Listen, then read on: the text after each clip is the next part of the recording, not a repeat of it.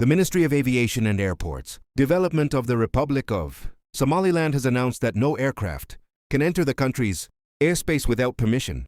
The Ministry of Aviation has also presented the procedures and requirements for various aircraft.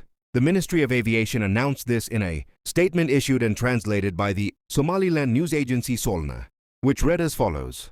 The Ministry of Aviation and Airports, Development of the Republic of Somaliland has issued a new order effective November 10, 2025, which allows and directs all civil, commercial, scheduled and non-scheduled aircraft to obtain prior permission before entering or transiting the airspace of the Republic of Somaliland. This decision, in accordance with the Chicago Convention of 1944, declares Somaliland's full sovereignty over its land, sea, and airspace.